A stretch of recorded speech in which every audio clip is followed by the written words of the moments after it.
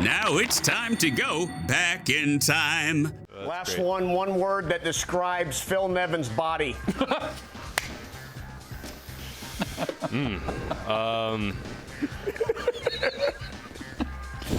I don't know. Maybe like a avocado shape. We just went back in time. That was Taylor Ward. It was not me. He's benched. Phil Nevin. That was a He's Kevin. benched. That was a Millar question. Have you had a conversation, a stern conversation with Taylor Ward after that? I was made aware of that right after it happened. Yes, you know where I was? I was out. I was sick. I had COVID, so I was out for those. I believe you guys were we were in Boston at that time, and yeah, I got a text message from a lot of the boys in the clubhouse. They made T-shirts actually with that, similar to that. My head was on the top of the avocado. No, but yeah. We need one of those shirts yesterday. I got rid of them quick. Okay, so let's give it back to Millar. What would you use to describe Millar's body? Well, it depends what time of the year we're talking about, or Right. please don't. I got it. You were on Twitter with a shirt off yesterday. I already saw it. For the people of America and the world, please don't, Kev. One word. Let's say wintertime. Off-season, wintertime. You know those inflatable things that kids jump on top of? You know, because he goes, I've never seen a guy fluctuate so much. Seriously. Like, he could be 260 at one point in the year, and I'll see him 2 months later to play golf in the winter, and he's back down to 230. I don't know how he does it. Yeah, but then all of a amazing. sudden he's got ADHD all of a sudden, you know what I'm saying? Or it's 142 degrees in Texas the last three months. Yeah. So there you go. Right. It's a sweat. Nev, all right, Kevy, back to you. Let's get right back to this, Nev. Let's talk about Father's Day. Now, you got Kyle down the road who's a Baylor Bear. You got one kid there, and then we got one kid in the show with the Orioles, Tyler. We've got your daughter, Corral, and we've got grandbabies. Talk to me about Father's Day. How awesome. Yeah, yesterday it's always a special day, right? This was my first one as a grandfather, and being able to call my son-in-law and my daughter, that was special. I got a FaceTime call in the morning, and the first thing I saw was her smiling, and 9 weeks old on Saturday. And being a dad's one thing, but seeing your kids that happy with their own babies, and she's amazing. I mean, it's just, your heart melts, and she's incredible. But and let you know, Kyle is now transferred to the University of Oklahoma, Kevin. So. Oh, Boomer Sooner. What? Boomer Sooner, yes. Wow. Yeah. Well, then real quick, though, like when you're talking about, like, do you like your granddaughter better than your kids? Because you always hear that, and I got to prepare myself, that the grandbabies are more special than your original children. Is that true? It's a different kind of special. It's especially when they're this age, because when they start crying and when when they're hungry, we give them to mom. When the results of their hunger, when they eat, and it comes out the other end, you give them back to mom, and so it's. You guys are cut from the same cloth. Before I became a dad 10.5 months ago, it's like 1-5. Like, what's the one thing I gotta know before dad? He's like, just pretend you can't change poopy diapers. Just pass it off to mama. And that's the one thing he said. But you're right. My parents say the same thing. It's a different kind of love, but it is off the charts in its own special way. It really is. It really is. And I wasn't able to see my boys, obviously. Kyle was at the Combine this past week, and then Tyler obviously is playing in Baltimore. So, but the conversations, the FaceTimes, and everything was great. We flew back from Seattle. We got an off day Thursday, so I'll get to see all of them but Ty. We'll all be home together and watch Ty's game on TV. And of course, it's cliche, but it's so true. I mean, those things put our jobs, everybody's jobs, into perspective. That being said, this is a big job and one you've been hoping for a long time. Do you feel like your legs are starting to get under you now as a skipper? Well, yeah, I think getting out on the road, last week was a little bit hectic, and, the way things happened. And I will say, the second it was easier coming in. I had the chance to talk to Joe before I walked in the room, and he put me at ease. He said, Nev, you've been working a long time for this, and it's your time. Just take care of the players, be yourself, and take it and run with it. And he's going to play a lot of golf and drink a lot of wine. So he let me know he's he's at peace with things, and so it was easier for me to walk in the room, so to speak, and get started. It was quick, but I do sense that coming off this road trip, it was good for the guys to get out. I think even though it was a short one, to be together in that sense and in a little bit of a new atmosphere, and for me today, yeah, a little more organization, a little more structure coming in, and on knowing what's going to happen on a day-to-day basis. So today I think is a start of a new organizational part start. Well, something that the IT fan was wondering is what your first ejection is going to look like, and will it be reminiscent of the scene we saw in Reno? Roll the footage. Oh, boy. Yeah. Well, that's my pitcher, and that's Archie Bradley. So, yeah. I know. Throwing it back. But Kev, Nev's not the only one with ties to the Reno Aces coaching staff, right? Yeah, that was a few years back. And there's Kevin, my first base coach for a couple of games. Yeah, Uncle Kevin in Austin. We were in Round Rock. Yeah, and I had Kevin coach first base for a game. He had the stopwatch and everything. I had to get rid of him when he started pulling his cell phone out though and texting during the game. So. Hey, I'm going to be honest with you, Nelly. That was the first time I got a chance to see Nev because, I know Nev is the player, with his little right center field homers, in Jack Murphy Stadium, and he's like a 0 handicap, and he smashes the golf ball. So then I get a chance to see Nev as, like, the boss, Skip. And I'm like, dude, he's unbelievable. Like, he's a different dude. And I was a nervous wreck coaching it. I got the stopwatch, and I'm like, this is unbelievable. Nev is like Skip. And then, boom, he got his chance, and here we are. He's the skipper. Well, don't ask me to coach first here. It's not going to happen.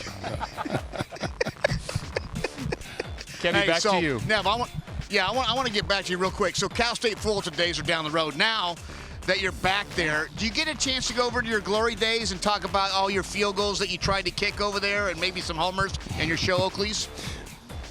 I have. I've been able to spend a little more time over at Fullerton, especially at the beginning of the season when they were still playing. But yeah, we brought in a new coach this year, Jason Dietrich, and he's putting his stamp on things. Expect a lot of great things over there. I got a great relationship with Jason and have met with the team a couple times. The football stadium is. I didn't get to play in the one that they have there. We had played at the Santa Ana Bowl a few miles away from the campus, but being on the campus and being around it, I went to a couple games early in the season. Special place for me, obviously, and I know Jason's going to do a fantastic job. We were talking about that a couple weeks ago here at the stadium and how you have some other former Titans in the Angels clubhouse and how Dietrich and his staff have really worked to bring the alumni back. We got a Titan team here. You really do. Michael Lorenzen, Suzuki. Yeah. My pitching How's he coach, look Matt with his shirt Wise, off? went to Fullerton. Zook? How's Mike look with the shirt off? No, Mike. Lorenzen? Yeah. Better than you, Kev. Yeah, a lot better than you, Kevin. Kev. Yes, a lot better than you. Golly, He's an animal put together. He and Noah, they really get after it, taking care of their bodies. It results on the field. I mean, these guys really get after it, and I think a lot of the other young starting pitchers feed off of them and learning how to take care of themselves at the big league level and being able to do it every day. But two great examples that we have in our rotation, without a doubt.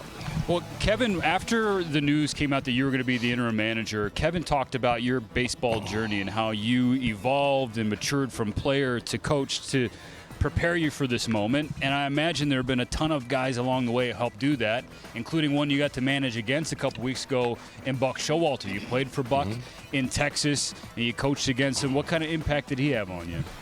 Well, a great deal. My last couple of years playing were in Texas with Buck, and I was hurt part of the time, and I probably drove some of my managers nuts, standing next to him in the dugout, asking about situations and things like that. But no one's more prepared before a baseball game. There was nothing you were going to do to outsmart Buck or we have one step ahead of Buck, because he was always 1-2 steps ahead of everybody else. So what was happening here? Yeah, that was. I had left the game early, and Buck came out to defend me. It was a Sunday morning. I think I wanted to watch football that day.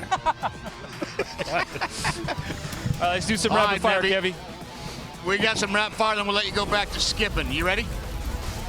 Well, this is where I get nervous, but sure. All right, number one, we all know Mike Trout loves weather and the Philadelphia Eagles. Please give us one other Mike Trout hobby. Golf. Ooh. What? Good golfer. Is he a stick? What's the handicap? He can play. Okay. I would say he's probably in the 6 or 7 range, is my guess. That'll play. He hits it, So he's better than me. not as a surprise. This won't come as a big surprise, but he hits it an absolute mile. But yeah. Soft touch around the green, though. All right. And Okay. I beat him out in a tiebreaker in the U.S. Open pool yesterday. Oh. Oh, no, you didn't. You want Fitzpatrick? Yeah. I had Fitzpatrick, on but I that. had I believe I had -7 or 8 as the tiebreaker. He had 10. Yeah, you so can't. I win. You can't hide money. It's like the price is right. There it is. You can't go over. Be honest. Do you ever confuse Noah Syndergaard with David McKinnon with their backs turned around? It's really unbelievable. Wow. And Mac just got to us a couple days ago. Great story there. And of course, they sit next to each other in the dugout. And I had sent Ray down, actually, my bench coach, to go get Mac in a possible pinch hit situation. He didn't know which one they were. So he said, "You almost had Syndergaard coming up to hit." I go, No, I want McKinnon. He goes, "Yeah, I couldn't tell them apart." So That's good stuff. You went on the record saying that you like Nickelback. What's your favorite song from Nickelback? look at this photograph, and I'll let you leave it up to you to try to sing. I've heard you try to do that. Photograph. Second That's it, time I yeah. took a page back. I think I'd rather him take off his shirt now instead. Okay, of thank you so much. Yeah. We're both hoarse, Nevin and I. If you need to make money on the golf course, would you rather play me or against me? Play with me or against me?